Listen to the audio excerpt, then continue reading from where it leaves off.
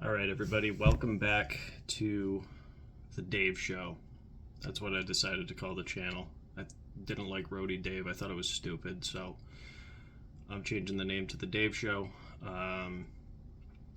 YouTube won't let me change it for another 10 days because I changed my username twice when I was making the channel. And yeah, so I guess depending on when you're seeing this, either 10 days from today or sooner, or you might even see it when it is the Dave Show, but that's a new name for the channel.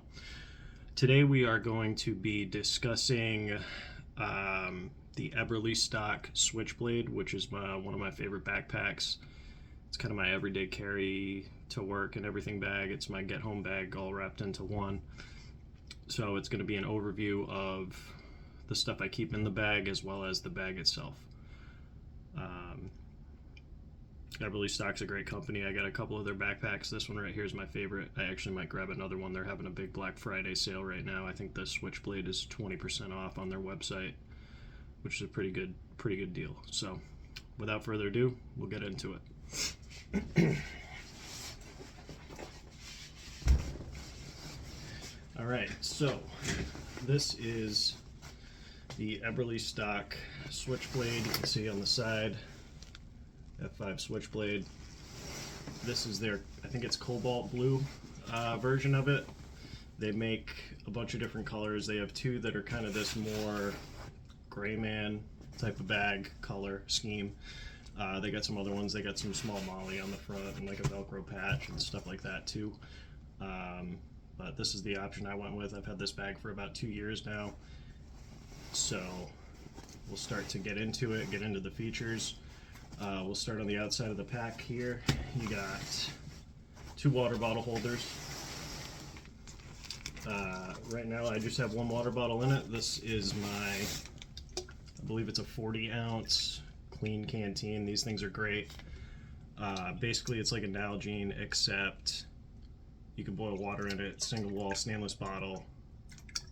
They're great. The only thing is they're not, I'm not going to say it's not durable because it is, but they do dent easily. I dropped this fell out of my truck in a parking lot one time, and that's how that happened. So yeah, you got your two water bottle pockets, pretty simple. We'll move to the back of the pack here. You have padded straps, which are very comfortable. It's fully adjustable. You can adjust it up and down with these slots right here. You can also adjust it at the top,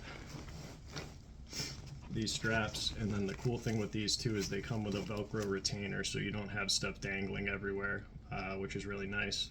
It doesn't snag on things in and out of the vehicle. If you had this out in the woods, it wouldn't snag there. It is hydration compatible. There's a slot for a bladder. There's a pouch for a bladder inside, which we'll get to. You can route it down here. You have your sternum strap right there.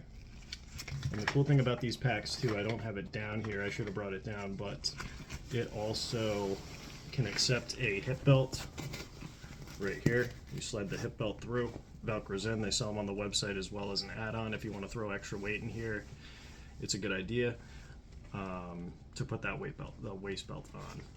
Another cool thing about this pack is it has a concealed carry magnetic pocket. You can kind of see the magnets here. Nice big Velcro area in there. I actually do have a Glock 43X in the holster inside this pocket right now. I'm not going to pull it out. I don't want to start showing guns on the channel yet and hurt the growth of the channel when it's still so small. You've got these tabs. You can cinch down your water bottle pockets and tighten it, which is cool. My only gripe with these water bottle pockets is, I mean, with that 40-ounce bottle, it doesn't stay in there too well. Sometimes, like, it can fall out if you kind of throw it down on the ground or something like that. The bottle will pop out. I think on the newer models of these, they might have put a stretchy type of material in here so these expand a little better. That's a really great feature if they did add it. You've got these tie-down points here. I think this is so you can attach it to one of their pack frames from their hunting setups. All that stuff's on the Eberlestock website as well. Moving on to the front here, Again, you got a couple more of these tie down spots. I got a carabiner here, always good to have. This is a climbing rated, nice carabiner. You have pockets on the sides here as well. And here I just have some gloves, a neck gaiter. That's all we got in this pocket. One thing to note about these side pockets is they do kind of encroach into the inside space of the pack too. We'll come to this side. You got another one here.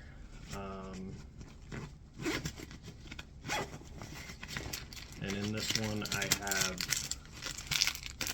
some moleskin. You know, part of the get home bag philosophy. If you start to blister up on your hike home, it's gonna suck. So we got some moleskin in here.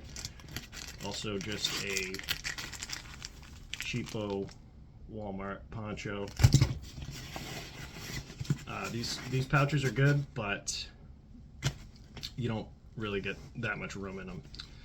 You also have this pocket here, which I use for a small first aid kit. This is an Amazon first aid kit that they're like 20 bucks. I just like the case it's in. I kind of ripped out most of the guts and put my own stuff in here. But this is designed to be light. It's not a full blowout kit. I do have some gauze in here if we had to pack some wounds, etc. I'll do another video on first aid kits later. Also just a Cat Gen 7 tourniquet, staged, ready to go. Always good to have lots of tourniquets around. Alright, that's all we got. So now moving into the top compartment pack here. You got these great pull tabs on all the zippers too. These things are rock solid, man. So what's cool is this pack has a great organizing pocket on the top. In here I keep a headlamp. This is a great headlamp. Princeton Tech makes it, I believe. This thing has been soaked in the rain. I saltwater surf cast from, you know, I swim out in the ocean with this, and it just keeps on going. So, great headlamp if you guys are interested. I also just keep some pens and pencils in here. You have 2 magazine pouches. I think they'll fit a 5.56 mag. I've never tried it. In here I keep Bic lighter, as well as a compass. And then the other pouch here, I just have a Gerber Leatherman and a pair of nail clippers, because I never clip my nails at my house. I always end up clipping them in the most random places when I got 5 minutes of downtime. That might be gross. I'm sorry if it is. Deal with it, I guess. We also have additional pockets behind the magazine pouch. Actually, I got a magazine here. We can see if it'll fit. 10 round PMag, don't worry. Yeah, so that'll go in there just fine. It's a little tight. Technical difficulty there, sorry. The pack closes with it. So that's great. I also keep in here a little quick knife sharpener. And what else do we got? Some Excedrin. Some Q-tips. I always keep Q-tips on me. I hate having dirty ears. My ears produce a ton of wax for some reason. TMI, I know. And then we have a full pocket back here in which I keep small right in the rain pad. I have a bunch of these single serving dude wipes in here, as well as some CR123 batteries. That's for my weapons lights as well as my everyday carry pocket flashlight. So that's the top of the pack. I'll kind of give you guys a better view if I can here, so you can see it a little better. pockets and everything else. Alright. And then we'll move into the main compartment of the bag. So, the main compartment, what's nice is even with this fully loaded, you just have these zippers here on either side, right? And this will clamshell down a little bit, but it stays there. Even with a full load in here, this will not fully unzip itself. I've had that issue with some other backpacks in the past. So we'll just get some crap out of this bag. Like I said, this is like EDC and get home bag, so I'm able to shove my work laptop in here and keep everything else going in there as well. So smokehouse almonds, these things are great. I love them. I also really like these tuna or chicken packets. They're pretty handy, easy to eat on the go. None of this stuff requires any type of heating up or anything else. I don't go anywhere without at least one can of SpaghettiOs and meatballs. These are actually, they're a little heavy, but as far as like a hiking and survival food goes, they're pretty good because you get 400 calories per can and you get 19 grams of protein per can of SpaghettiOs. And I believe, let me see here, you get some 4 grams of fiber, as well as, oh, I don't know. I was trying to see how much, never mind. Let's keep moving. Aside from the SpaghettiOs, I keep some crunchy peanut butter. Now we're kind of going to move down into the pack a little bit here. So you got some Molly on the inside, which is cool, and then below that it's this Velcro material, which is nice. I also keep a extra sweatshirt just in case I need it, and now because we're going into the winter here, I have this dry bag, and in this dry bag, I'm not going to open this, but this has a pair of socks, pair of underwear, some long johns, and a winter hat, just in case I need it. We've got a bag with more batteries in here, so for my headlamp, my weapons lights, my red dot optics, I got all that stuff in this bag. On the inside of this bag, you have these pouches here. I'm sorry, I forgot to tell you too, this is all Velcro backed here. You got these, this is Velcro and it's got Molly. It folds out, so you can put your water bottle here. You got the hanger for it. You can also stick other stuff now into there too, which is pretty cool. And then on this side, you have these organizing compartments. So in here, I have a spork, titanium spork. These things are great. Highly recommend them. A little handheld flashlight just to back up. This is part of my Sword Mini, which we'll get to in a sec. And then this is just a little tiny screwdriver for working on knives and firearms if something goes down in the field. And then I also keep a hooked blade knife, because these things actually really come in handy too for backup. That's the top. There's also another compartment down here. In here I just keep a little bit of fire starter, and this is actually a pocket bellows. So you open this up, it extends like a telescope, and this way if you're trying to start a fire, you can use this to blow into it. You don't get your face all covered in ash and smoke and crap when you're trying to get your fire going.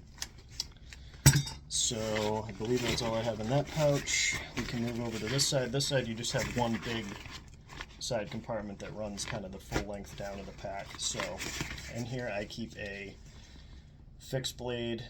I think this is the Mora bushcraft knife or something like that. These things are great, wicked sharp, lightweight. I have like 5 of these. I think they're like, I don't know, I haven't bought one in a couple of years, but when I was buying these they were like $40 a piece. with the sheath and everything. And Mora's come with a great edge. It's a great bushcraft knife. There's tons of reviews out there if you want to look them up further. And we also have in here some paper maps of my area. Keep them in a plastic bag in case they get wet. We have the bag portion of my Sawyer Mini system. We have the Sawyer Mini itself. These are great. I also usually carry, I don't have one in here right now, I drank it today, but I put a 1 liter smart water bottle in this, and the cool thing with the Sawyer Minis is they'll thread right onto the top of any smart water bottle. So that's pretty cool. What else do we have? I also keep a little thing of toothbrush and toothpaste in here. Like I said, this is also like an everyday carry bag, so sometimes it's nice to just have toothbrush and toothpaste if you need it. Besides that, I have a plastic bag and some zip ties. Moving on to kind of the bottom of the pack, I just have a space blanket. This is a, I don't know, I used to be a part of the Gear Pack subscription box. I'm not anymore, but this is a like emergency bivvy shelter from them. I just throw it in here to keep it. If you are in a get home scenario though, you're not going to really want to be starting fires if you don't have to. You're not going to be wanting to set up a camp. You're just going to want to get the fuck home, right? So something to keep in mind. You're not going to see like a tent or any type of sleep system in here. I just don't think it's necessary. We've got some duct tape. In here, it's a fire kit, so I got lighters, some matches, some paper and tinder and stuff, and it keeps it all dry in this nice little container. I also keep some electrical tape in here, just because you can, it's like duct tape, man. You can use electrical tape for so much stuff. It's great. I also keep assorted lengths of pre-cut paracord, and then 3 or 4 contractor bags. The reason I have contractor bags is because if I do have to make a shelter, this is what I'm using. You can also fill these with leaves and sleep on them for some insulation, stuff like that. They're lightweight, they don't take up a lot of space. I recommend putting them in your bag too. That is it. This is fully clamshelled down, as you can see. Great bag. The other thing too, Refuge Medical, great company. Not affiliated with them at all, but I love the stuff they do. I've gone out and trained with them. You only get these stickers if you go train with them. It says, "Hurry up, you're dying." And the philosophy behind this is, if you have a critical bleed, you have under 2 minutes to stop that bleeding until you reach a phase of critical blood loss, and you're most likely not going to come back from it. So that's why it's critical to always have tourniquets, always have stuff to pack wounds, kind of no matter what you're doing. So sometimes it lives in this bag, sometimes it doesn't. I also keep a much more substantial blowout kit. This is the Bear Fac. I keep this in my vehicle. When it's not the winter time, I remove my dry bag with extra clothes, and I keep this in the backpack. Alright, so that's pretty much it. Like I said, the Eberlestock Switchblade is a great backpack. It seems to be a great company. I think the guy that owns it's a veteran. I don't believe they make the packs in America. I could be wrong about that, but it's a high quality material. I know it's not made in China. I believe this is a 500D Cordura, but this thing's great. It's filthy. I just dry brush it and it cleans right up. Really haven't had any problems with it. My only gripe, like I said, is I wish these water bottle pockets did a little bit, I guess if they were a little bigger it might be better, but this, even when you cinch this bottle down, maybe it's because it's stainless and not plastic, but it can pop out pretty easy. So that's my only gripe. A lot of times what I'll do is I will take the carabiner, and when I have this bottle in the water bottle pouch, there's a little thing here, and I will clip it onto the backpack. The only thing that sucks about it is it kind of rattles around and it can be loud, so if you're trying to like be stealthy in a get home type of situation, I wouldn't recommend having it clipped off in that fashion. So, all right.